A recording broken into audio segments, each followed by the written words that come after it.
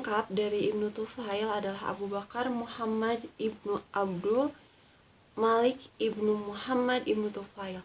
Ia dilahirkan di Cadix, Provinsi Granada, Spanyol pada tahun 506 Hijriah atau 1110 Masehi yang disebut oleh Dibur dengan Qadis atau Guadix. Dalam bahasa lain, Ibnu Tufail itu populer dengan sebutan Abu Bakar. Ia meninggal di kota Marrakesh, Maroko pada tahun 581 Hijriah atau 1185 Masehi.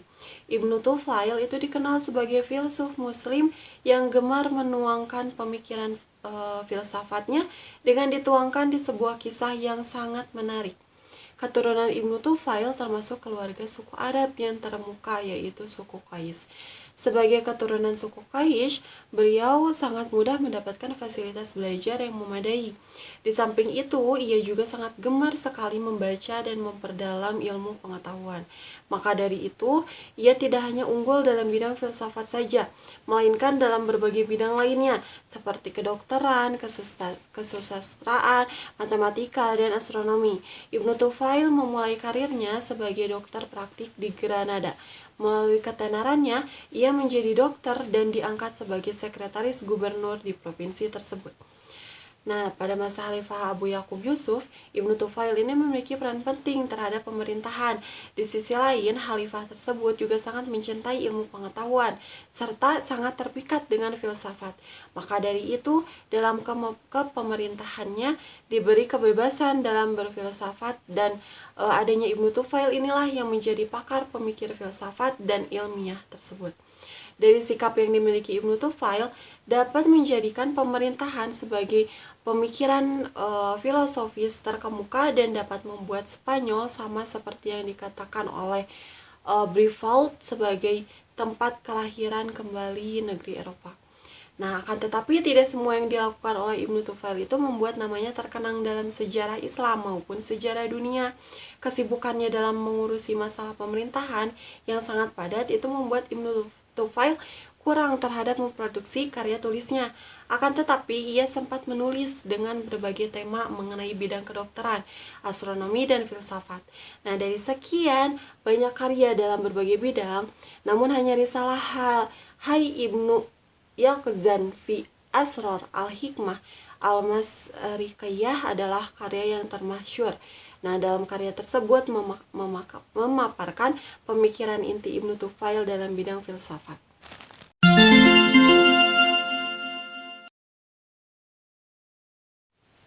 Karya Ibnu Tufail. Sudah pasti karya beliau ini sangat banyak ya, namun di sini Salma akan memaparkan salah satu karya yang paling masyhur, yaitu Hai Ibnu Yaqzan. Terdapat dua tulisan dengan judul Hai Ibnu Yaqzan, yakni versi Ibnu Tufail dan versinya Ibnu Sina. Nah, Ibnu Sina yang lebih dahulu memakai judul tersebut, kendati versinya berbeda. Nah, berbeda dengan versi Ibnu Sina, Hai Ibnu Yaqzan dalam tulisan Ibnu Tufail ini dilukiskan sebagai seorang bayi laki-laki yang berada di sebuah pulau yang pernah dihuni oleh manusia. Bayi tersebut boleh jadi muncul karena terbentuknya percampuran tanah dan air sedemikian rupa sehingga cocok untuk dimasuki jiwa manusia, sehingga muncullah bayi itu. Atau boleh jadi ia adalah bayi hasil pernikahan sah secara rahasia antara saudara perempuan seorang raja dengan anggota keluarga istana pulau lain. Karena takut pada raja, bayi tersebut dimasukkan ke dalam peti dan dilepas terapung di laut. Arus gelombang membuat peti itu terdampar di pulau di antara pulau-pulau yang terletak di bawah garis khatulistiwa. Bayi tersebut akhirnya ditemukan oleh seekor rusa yang kehilangan anaknya. Ketika umurnya semakin matang, timbul keinginan yang luar biasa untuk mengetahui dan menyelidiki sesuatu yang tidak dimengertinya. Dia melihat bahwa binatang memiliki penutup tubuh alami dan alat pertahanan diri sehingga mampu menghadapi lingkungannya, sedangkan dia sendiri itu tidak punya pakaian sebagai penutup tubuh dan juga tidak ada senjata untuk mempertahankan diri. Karena itu, dia pertama-tama menutup tubuhnya dengan daun-daunan, kemudian dengan kulit binatang yang sudah mati, serta menggunakan tongkat untuk pertahanan diri. Nah, secara berangsur-angsur, dia juga mengenal akan kebutuhan-kebutuhan hidup lainnya. Dia menemukan api yang dianggapnya sebagai gejala kehidupan, kemudian dia tahu akan manfaat bulu binatang, tahu cara bertenun, dan mampu membangun sebuah gubuk untuk tempat tinggalnya. Nah, rusa yang mengasuhnya, pengaruhnya itu semakin lemah, tua, dan akhirnya mati. Terhadap kejadian ini, timbul juga keinginannya untuk mengetahui rahasia kematian. Maka tubuh binatang itu pun dibelahnya untuk mengetahui apa yang terdapat di dalamnya. Dari penyelidikannya secara cermat diketahui bahwa penyebab kematian karena tidak berfungsinya jantung sehingga roh itu keluar dari tubuh. Karena itu kematian itu pada dasarnya karena tidak ada persatuan jiwa dengan tubuh. Walaupun yang mati itu tubuhnya nampak masih utuh. Dia meneruskan studinya dengan mempelajari tentang logam, tumbuh-tumbuhan, dan berbagai ragam jenis binatang. Dia juga dapat menirukan bunyi binatang yang ada di sekitarnya. Setelah itu, dia mengarahkan perhatiannya pada fenomena angkasa dan keanekaragaman bentuk. Dalam keanekaragaman tersebut, ternyata terdapat keseragaman yang pada hakikatnya adalah satu. Akhirnya dia berpendapat bahwa di belakang yang banyak itu terdapat asal yang satu, punya kekuatan tersembunyi, unik, suci, dan tidak dapat dilihat. Inilah yang disebut penyebab pertama atau pencipta dunia ini.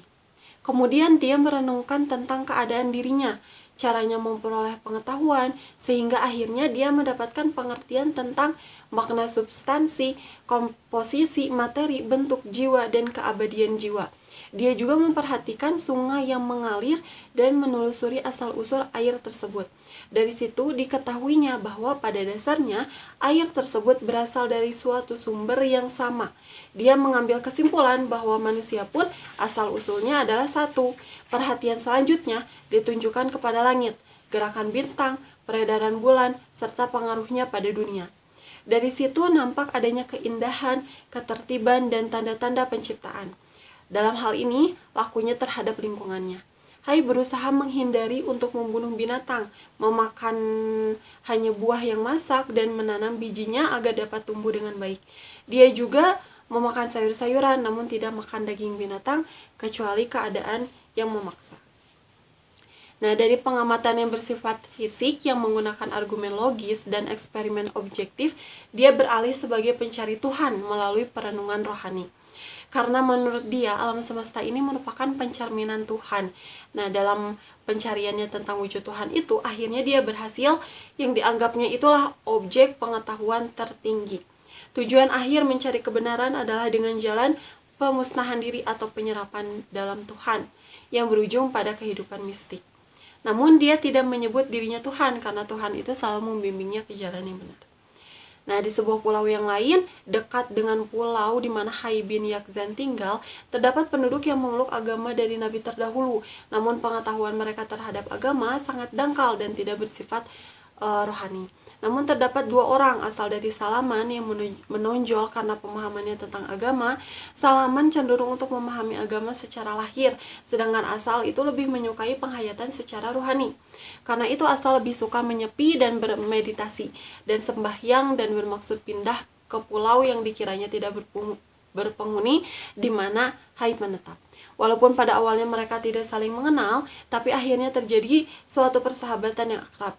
Asal berhasil mengejar Hai agar dapat berbicara sehingga terjadi tukar-menukar pengetahuan di antara keduanya. Dari pertukaran pikiran itu diambil kesimpulan bahwa penyelidikan dan pengalaman mistik yang telah didapatkan dan dialami oleh Hai bin Yaqzan itu tidaklah terlalu berbeda dengan agama yang didapatkan Asal melalui kitab suci yang disampaikan Nabi. Kemudian Hai beriman kepada agama yang dipeluknya Asal. Asal juga menceritakan kepada Hai bin Yaqzan tentang keadaan penduduk dan pelaksanaan mereka terhadap pelajaran agama di mana sebelumnya Asal tinggal. Hai menunjukkan perhatiannya dan ingin mengajak penduduk itu menuju jalan yang benar seperti telah didapatkannya. Nah, namun ada sedikit ganjalan di hati Hai tentang agama, yaitu mengapa Tuhan itu memberikan gambaran-gambaran antropomorfis tentang agama sehingga menimbulkan kesempatan pada manusia untuk mencari kekayaan dan pemuasaan, kesenangan sehingga menimbulkan kesombongan. Akhirnya Hai dan Asal pergi ke pulau tersebut dan bertemu dengan Salaman. Dikemukakanlah maksud mereka berdua untuk memberikan pengajaran kepada penduduk berdasarkan apa yang telah mereka capai. Tapi ternyata baik Salaman maupun penduduknya itu kurang berminat terhadap penjelasan mereka yang cenderung bersifat rohani dan mistik itu. Nah, dari sini Hai pun menjadi tambah yakin akan kebenaran kitab suci yang memberikan tamsil-tamsil dan gambaran yang masuk akal. Bagi yang berpikiran dangkal memang cocok dengan gambaran-gambaran kitab suci tersebut. Nah, kemampuan mereka hanya dapat memahami hal-hal yang bersifat lahir saja. Karena itu, Asal dan Hai pun memohon pamit untuk kembali dengan pesan perpisahan agar penduduk di situ berpegang teguh kepada syara dan menjalankan agamanya dengan baik.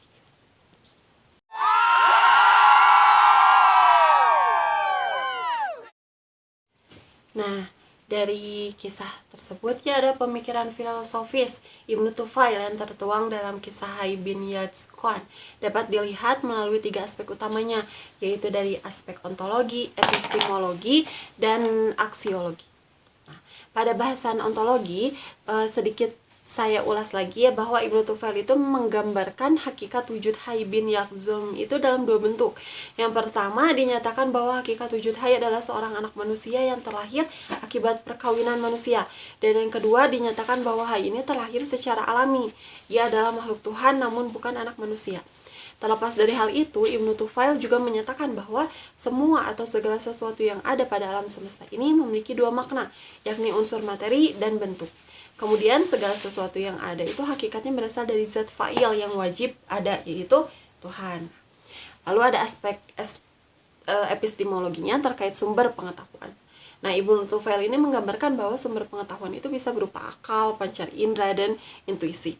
Namun dalam hal ini Ibnu Tufail itu menekankan bahwa hakikat pengetahuan tertinggi itu bisa diperoleh dengan menggunakan intuisi. Lalu yang terakhir terkait dengan aspek aksiologi, kita dapat simpulkan bahwa Ibnu Tufail itu setidaknya telah mengajarkan 3 etika, yaitu ada etika terhadap Tuhan, etika terhadap lingkungannya, dan etika terhadap masyarakat sosial. Nah, etika terhadap Tuhan yang digambarkan Ibnu Tufail itu melalui sosok Hai terlihat pada saat Hai itu berusaha untuk mendapatkan sifat-sifat yang wajib ada. Hai berusaha memiliki sikap serta akhlaknya dan senantiasa rela dengan semua ketetapannya. Kemudian etika terhadap lingkungannya dapat dilihat ketika Hai menjaga makanan dan selalu memberikan bantuan pada tumbuh-tumbuhan serta hewan di sekitarnya. Selanjutnya yang terakhir adalah etika sosial. Hai selalu berbuat baik kepada semua orang walaupun ia sendiri diperlakukan dengan tidak baik.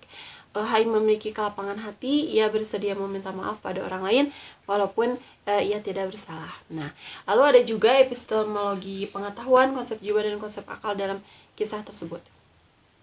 Nah, dalam karya tersebut memaparkan bahwa melakukan pencariannya dengan mengawali dengan pengamatan indrawinya, kemudian menggunakan rasio, dan selanjutnya menggunakan batinnya seperti akal, indera, dan intuisi. Dapat dijelaskan dalam mencari kebenaran itu melalui panca indera, seperti mata untuk penglihatan, telinga untuk pendengaran, hidung untuk penciuman, lidah untuk perasa, dan kulit untuk peraba. Sekalipun begitu indrawi yang merupakan alat yang berfungsi untuk mengenali dimensi objek, namun ia juga mempunyai kemampuan terbatas dalam mengidentifikasi objek. Maka dari itu dibutuhkan sekali yang namanya pengetahuan. Kemudian dalam pemikiran mengenai akal, namun sayangnya akal memiliki kemampuan yang terbatas. Akal tidak bisa menjelaskan tentang dirinya sendiri, seperti di saat dirinya itu menangis, dan akal juga tidak bisa mengenali sang kausa prima itu. Maka dari itu akal hanya mampu mengetahui melalui jejak-jejak yang ia tangkap, dan akal juga tidak bisa membawa manusia kepada pertemuan dengan sang penciptanya. Dengan demikian manusia pada dasarnya dibekali Tuhan intuisi, sehingga pada pemikiran intuisi lebih mengarah kepada taraf ekstasi daripada deduksi dan induksi. Karena taraf ekstasi ini tidak bisa diungkapkan melalui kata-kata atau juga tidak bisa dilukiskan dalam bentuk apapun, sebab lingkungan yang dapat diungkapkan dengan kata-kata itu terbatas dalam hal yang dilihat, didengar, dicium, diraba, dan menggunakan indera. Esensi Tuhan yang merupakan cahaya suci yang hanya bisa dilihat oleh cahaya yang ada dalam esensi itu sendiri melalui esensi pendidikan yang tepat atas indera, akal, serta jiwa.